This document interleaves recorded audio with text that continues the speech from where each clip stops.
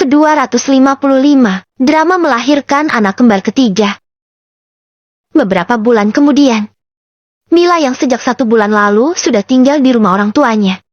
Pagi ini setelah sholat subuh dan sarapan, ia diajak berjalan kaki di taman yang ada di samping rumah itu.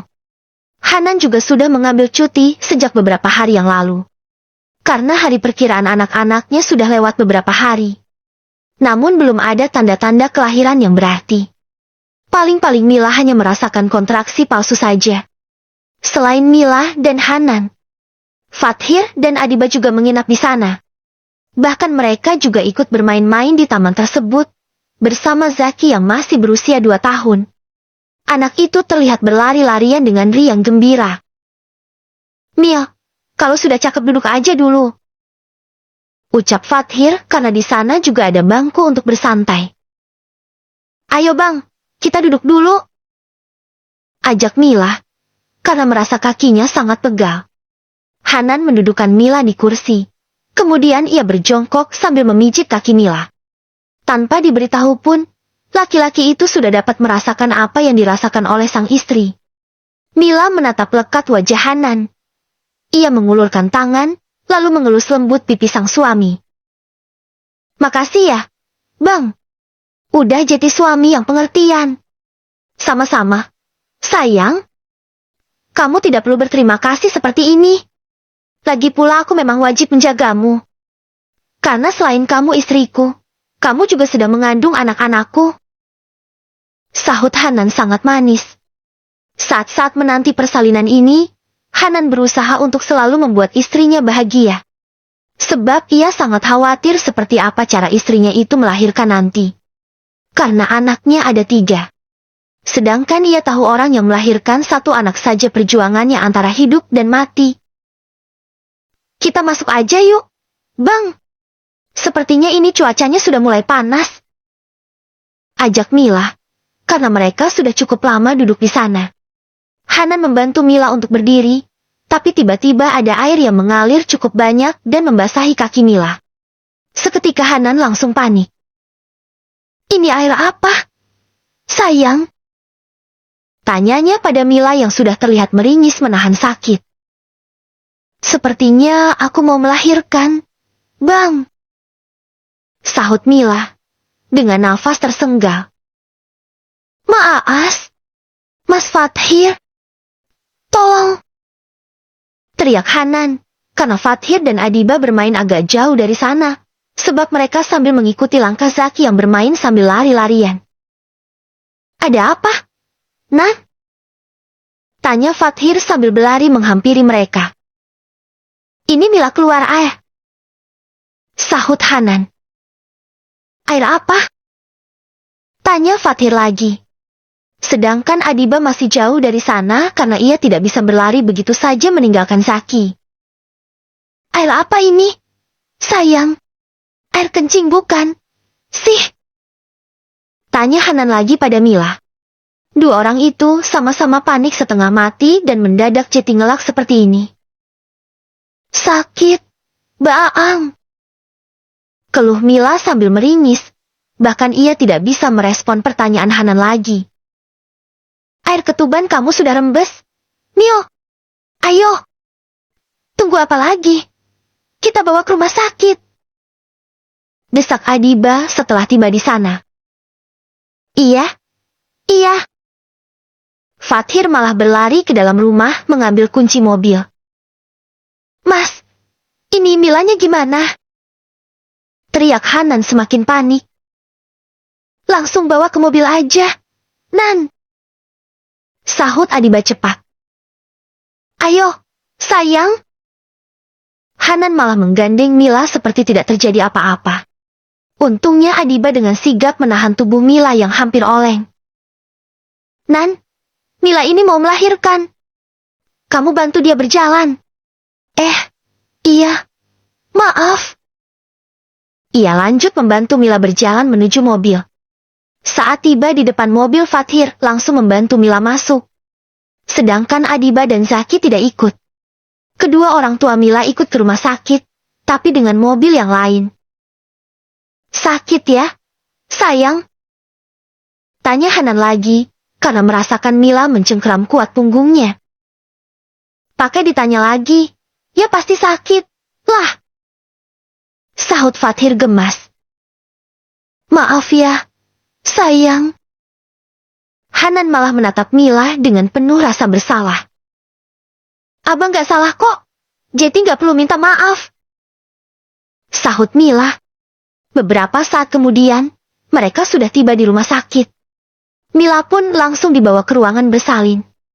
Bu Dini dan Hanan ikut masuk menemani Mila. Dokter pun langsung memeriksa keadaannya. Mila terlihat pasrah saat dilakukan pemeriksaan, tidak seperti Yasmin dan Cindy dulu yang penuh dengan drama. Mungkin karena pikiran Mila sedikit lebih dewasa daripada mereka. Ini Ibu Mila memang ingin melahirkan. Pembukaannya sudah di pembukaan 6. Beritahu sang dokter setelah selesai melakukan pemeriksaan. Bu Dini kaget karena pembukaannya berjalan begitu cepat. Padahal ia ingin Mila melahirkan melalui operasi sisar saja. Namun karena sudah terlanjur ada pembukaan, dan air ketubannya juga banyak. Dokter menyarankan untuk melahirkan secara normal saja. Sebab keadaannya sangat memungkinkan. Fathir masuk ke dalam ruangan, karena dokter telah selesai melakukan pemeriksaan. Ia ingin mendampingi sang adik. Sebab dari kecil ia selalu ada untuk Mila. Sabar ya, Dek. Kamu harus tenang dan atur nafasnya. Ucap Fathir sambil mengelus kepala Mila. Iya, Mas. Tapi ini sakit banget. Mila terlihat memeluk erat tubuh Hanan, yang berada di sampingnya. Maaf ya, sayang. Bukannya menenangkan Hanan justru meminta maaf terus dari tadi. Abang gak salah. Gak perlu minta maaf terus. Tapi ini salahku. Mio, aku yang menghamili kamu. Iya, tapi ini memang sudah kodratnya seorang wanita.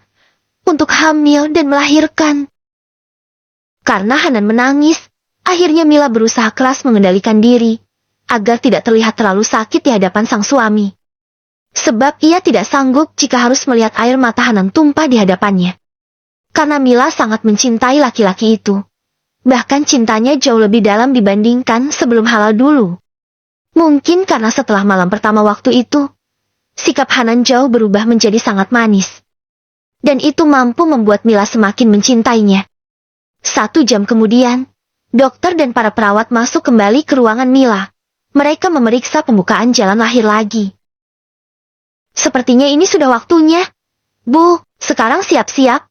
Ya. Ucap sang dokter. Fathir pun sudah keluar sedari tadi, karena Mila tidak akan mengizinkan bagian privasinya dilihat oleh orang lain. Tarik nafas yang panjang dulu, lalu mengedan. Ya, Bu. Mila berusaha menarik nafas dan bersiap-siap untuk mengedan. Hing! Mila mengedan sekuat tenaga.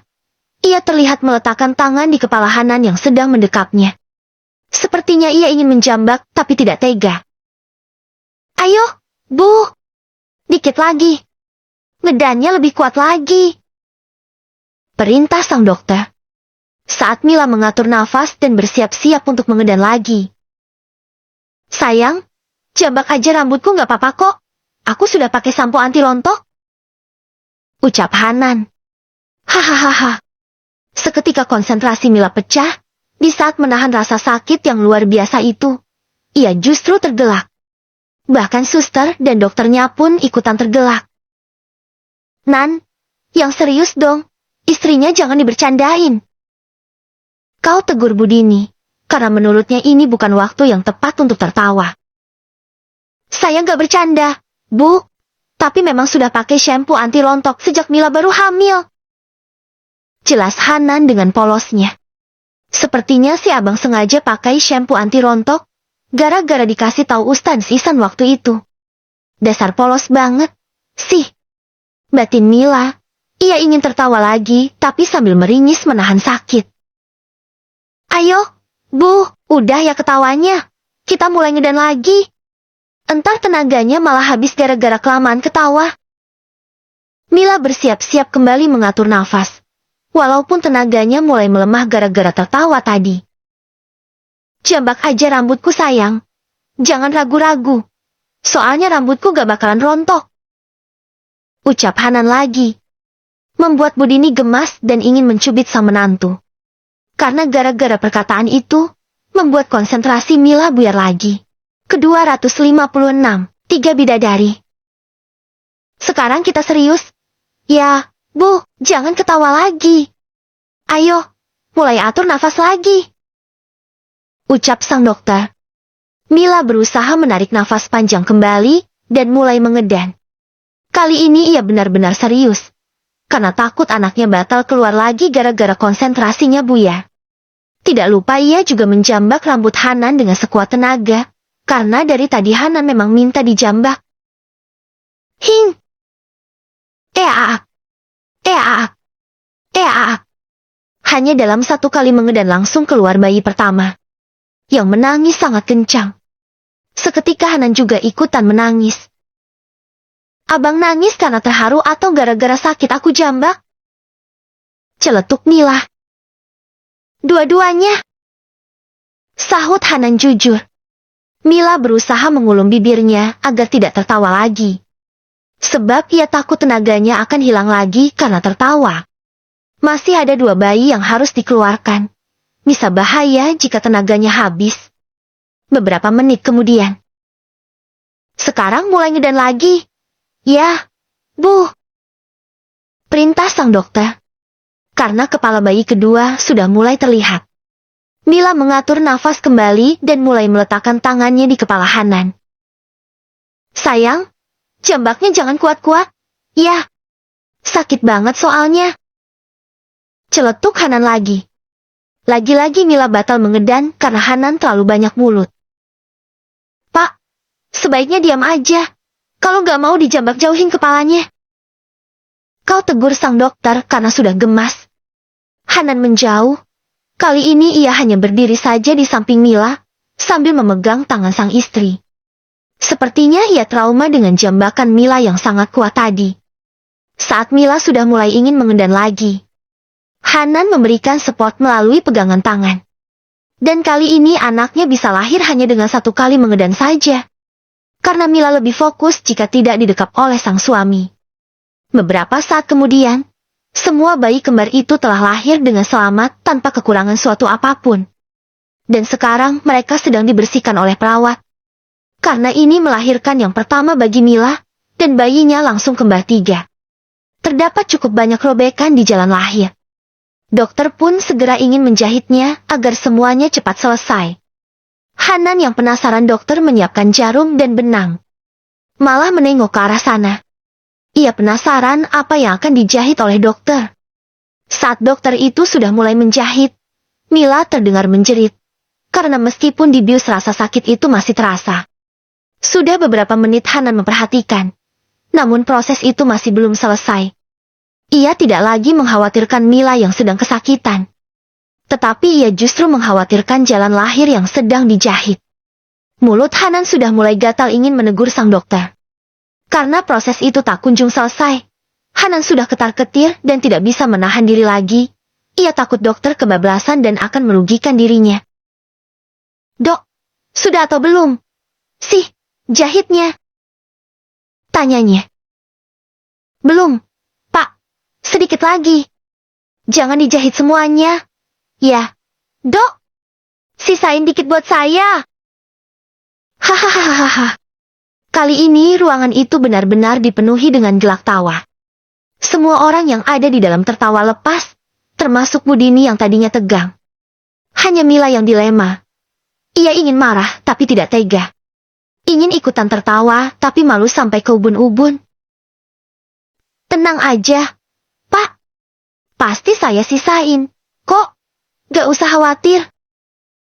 Sahut sang dokter setelahnya. Abang, daripada gangguin dokternya mendingan di sini temanin aku.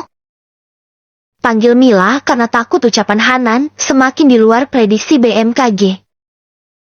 Bentar, sayang. Aku harus pastiin kalau dokter jahitnya gak kebablasan. Karena ini menyangkut masa depan kita. Sahut Hanan tanpa dosa. Hahaha. Mila hanya bisa menutup wajahnya rapat-rapat dengan tangan. Lagi-lagi terdengar gelak tawa dari ruangan bersalin itu. Sedangkan para keluarga yang menunggu di luar, sudah panik setengah mati. Mereka khawatir jika orang-orang yang ada di dalam kesurupan. Sebab terlalu aneh jika ruangan bersalin yang biasanya sangat menegangkan, dipenuhi dengan tawa. Pak, ini kok aneh banget? Iya. Kok bisa-bisanya dari tadi yang terdengar cuma pada ketawa aja? Suara tangisan bayinya malah cuma terdengar sebentar.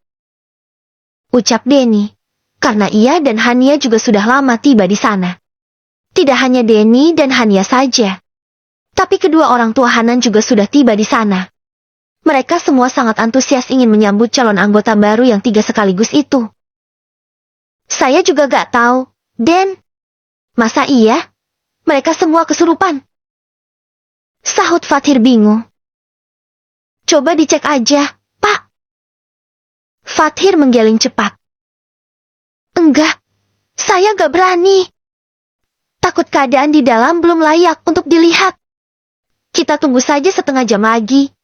Jika keadaannya masih seperti ini, maka mau tidak mau salah satu dari kita harus mengeceknya ke dalam. Usul Pak Faisal. Aku setuju. Ya. Sahut Fathir sambil mengangguk. Beberapa saat kemudian, dokter sudah keluar dari ruangan itu. Semuanya langsung berdiri menghampiri sang dokter. Dok, bagaimana keadaan adik saya? Tanya Fathir cepat. Dokter itu tersenyum ramah, tidak ada wajah tegang atau mengkhawatirkan sama sekali. Alhamdulillah, Bu Mila sudah melahirkan dengan selamat. Sahut sang dokter lalu pamit karena ingin menangani pasien yang lain. Alhamdulillah. Semua kompak mengucapkan syukur. Tidak lama setelahnya, Mila langsung dipindahkan ke ruangan perawatan. Hanan memilih ruang VIP agar nyaman dan keluarganya juga enak jika ingin menjenguk. Dan benar saja setelah Mila dipindahkan, para keluarga yang sedari tadi menunggu, langsung masuk untuk menjenguk keadaan Mila. Padahal saat ini bayinya belum diantar oleh perawat. Kamu gimana keadaannya, Mil? Tanya Bu Rahma yang langsung menghampiri menantunya. Alhamdulillah, aku baik-baik aja, Bu. Kamu hebat sekali, Mil. Bisa melahirkan 3 anak secara normal. Iya, Bu, istrinya siapa dulu dong? Celetuk Hanan membanggakan diri sendiri. Istrinya Muzamil Hanan. Sahut Bu Rahma. Seketika Hanan tersenyum lebar. Tapi yang hebat istrimu, bukan kamu. Sambungnya lagi. Membuat senyuman Hanan langsung pudar. Kok gitu sih, Bu? Kan, aku suaminya. Berarti aku juga hebat dong. Iya, kamu juga hebat. Bisa bikinin ibu 3 cucu sekaligus. Ih, sayang kata ibu aku juga hebat. Beritahu Hanan pada Mila. Mila hanya bisa memutar bola matanya. Iya, abang hebat. Sahutnya terpaksa agar Hanan senang. Padahal dalam hati Mila ingin mengumpat. Karena dari tadi sikap Hanan seperti anak kecil. Ceklek. Pintu ruangan itu dibuka dari luar. Lalu masuklah 3 orang perawat dengan masing-masing membawa 1 orang bayi. Kemudian bayi itu diletakkan di tempat yang sudah disediakan. Semuanya takjub melihat 3 bayi yang badannya cukup berisi meskipun tidak gemuk. Masing-masing dari bayi itu memiliki berat 2,5 kg.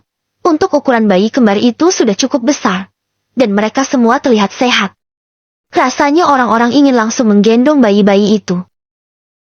Sus, ini anak siapa? Tanya Hanan dengan polosnya. Karena jika boleh jujur, ia sendiri tidak percaya jika ketiga anak ini yang barusan dilahirkan oleh Mila. Anaknya Ibu Mila?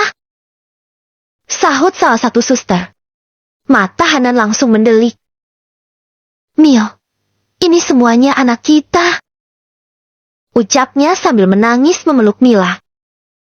Iya, Bang, mereka semua anak-anak kita. Dua orang itu hanya bisa menangis dan tidak bisa berkata apa-apa lagi saking terharunya. Sus, kalau boleh tahu, ini anak-anaknya laki-laki atau perempuan? Ya? Tanya Bu Dini. Semua bayinya perempuan, Bu. Masya Allah, langsung dapat 3 bidadari sekaligus. Seru semuanya. Setelah para perawat itu keluar dari sana, Hanan dan Mila pun sudah mulai bisa mengendalikan diri. Mereka sudah berhenti menangis dan melepas pelukannya. Nan, anaknya diazanin dulu. Perintah Pak Edem.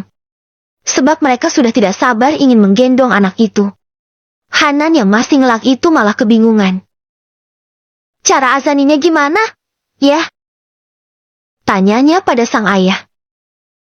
Lah, kamu kan, Ustadz, masa gak tahu cara azanin anak? Hanan terdiam sejenak. Oh, iya, maaf tadi aku lupa. Ucapnya cengengesan, lalu masuk ke kamar mandi untuk mengambil wudhu. Mila meneteskan air matanya kembali, ketika mendengar sang suami mengazani anak-anak mereka. Meskipun Hanan suka error, namun ia sangat menyayangi lelakinya itu. Rasanya sekarang kebahagiaan mereka telah lengkap, dengan hadirnya buah hati. Selesai diazankan, para bayi itu didekatkan pada Mila. Sebab Mila ingin mencium anak-anaknya. Setelah selesai, 2 dari bayi itu digendong oleh para neneknya. Sedangkan yang satunya diletakkan di samping Mila. Masya Allah, cucu nenek cantik-cantik semua. Namanya siapa? Nan. Biar enak manggilnya. Tanya Bu Rahma. Ia terlihat beberapa kali menciumi pipi bayi itu. Nama-namanya sudah kami siapkan. Bu, yang pertama, Adriana Syafika. Yang mengandung arti anak perempuan yang sukses dan hidup sejahtera. Untuk yang kedua, Aklima Syakira. Yang mengandung arti anak perempuan berparas cantik dan pandai bersyukur. Sedangkan yang ketiga, Aminah Syakila. Yang mengandung arti anak perempuan yang dapat dipercaya dan berwajah cantik. Masya Allah, nama-namanya cantik-cantik semua. Jadi dari awal kalian sudah tahu, kalau mereka ini semua perempuan. Tanya Bu Rahma lagi. Taulah, Bu, kan, waktu USG dikasih tahu. Tapi kami aja yang merahasiakan, agar menjadi kejutan untuk semuanya. Kalau kami tahu anak-anak kalian perempuan, pasti dari Mila hamil kemarin. Kami bakalan borong baju-baju bayi perempuan. Ucap Bu Dini sedikit menyentak karena kesal tidak diberitahu dari awal. Iya nih, kalian berdua kok. Gitu sih. Timpal Bu Rahma. Maaf, Bu, namanya juga kejutan. Jadi dirahasiakan dulu.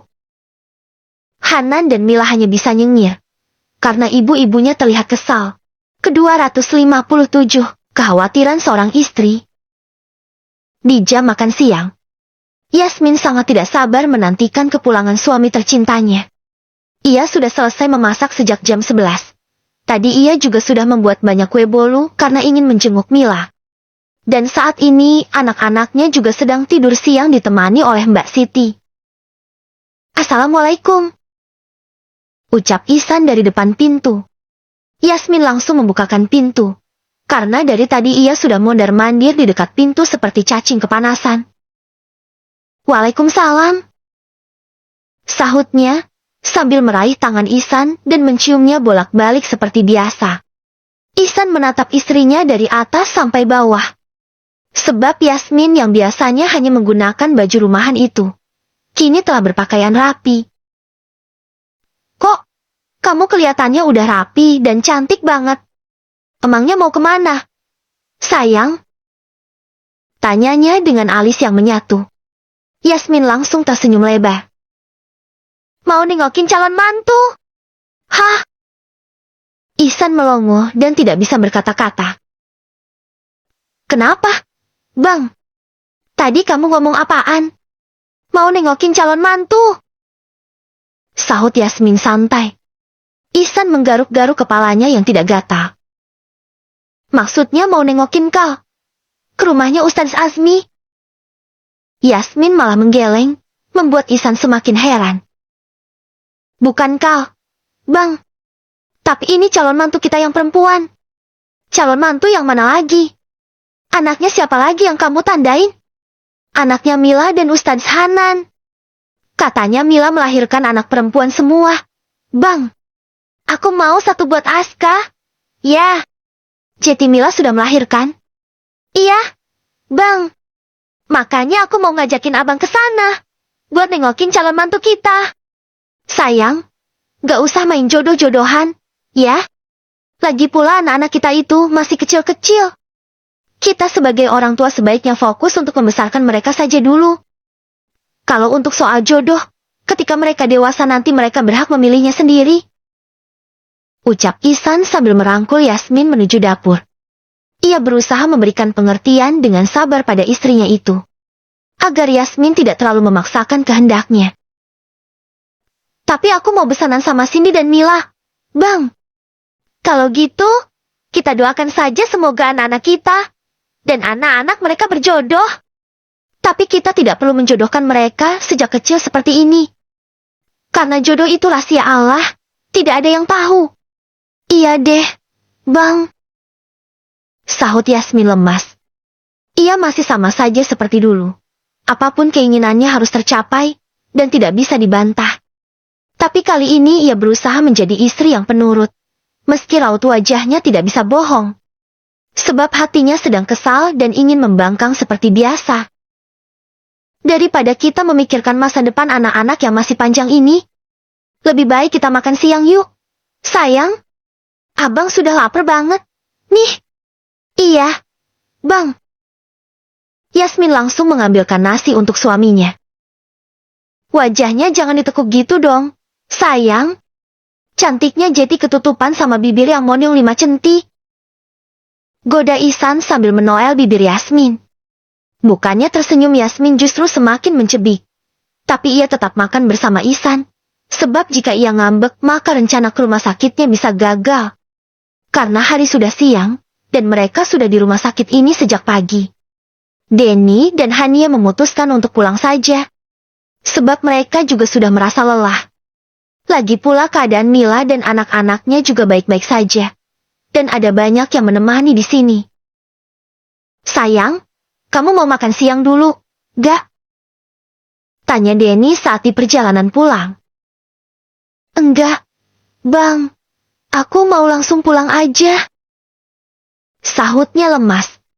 Dari tadi Denny memperhatikan istrinya itu diam saja. Meskipun biasanya Hania memang lebih banyak diam. Tapi kali ini terlihat begitu berbeda. Denny dapat merasakan ada sesuatu yang sedang dipikirkan oleh istrinya itu. Dengan sebelah tangannya, Denny meraih tangan sang istri. Kamu mikirin apa sih? Sayang? Kok dari tadi aku perhatiin kayak banyak pikiran gitu? Hania menggeleng pelan. Gak ada kok, Bang. Sahutnya. Jangan bohong. Aku sangat mengenal kamu, Han. Kita menikah sudah cukup lama. Aku dapat merasakan jika kamu sedang tidak baik-baik saja. Aku gak apa-apa, Bang. Cuma lagi kepikiran aja. Bang Hanan dan Mila udah punya anak 3.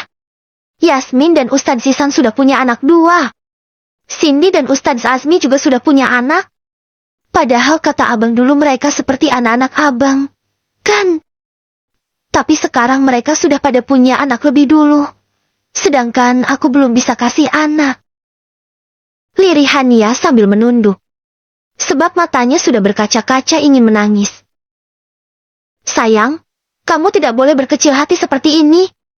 Anak itu kepercayaan dari Allah. Jika mereka dikasih lebih dulu, itu karena Allah percaya sama mereka. Lagi pula mereka memang menikahnya jauh lebih dulu dari kita. Kalaupun kita belum dikasih kepercayaan itu, aku yakin suatu hari nanti jika waktunya tiba, kita juga pasti akan merasakan menjadi orang tua seperti mereka. Bagaimana kalau ternyata aku tidak bisa memberikan abang seorang anak? Tidak masalah, sayang. Abang gak boleh bohong. Aku tahu sejak awal menikah abang sudah sangat menginginkan seorang anak, kan? Denny berusaha mengatur nafas lebih dulu. Sebab ia tahu ini adalah pembahasan yang sangat sensitif. Satu kali saja lidahnya terpeleset, maka bisa menggoreskan luka yang sangat dalam. Sayang, kalau dipaksa untuk jujur aku memang sangat menginginkan seorang anak. Tapi, kita hanya bisa berharap dan selebihnya terserah Allah saja. Jika kita diberi kepercayaan, alhamdulillah. Namun jika tidak, juga tidak apa-apa. Apakah abang menyesal menikah dengan aku? Jika aku tidak bisa memberikan seorang anak? Enggak. Untuk apa aku menyesal? Ya, karena dari awal menikah abang sudah sangat menginginkan seorang anak. Denny tersenyum. Ia menghentikan mobilnya di pinggir jalan. Kemudian meraih kedua tangan Hania dan menggenggamnya erat. Sayang, apakah kamu lupa?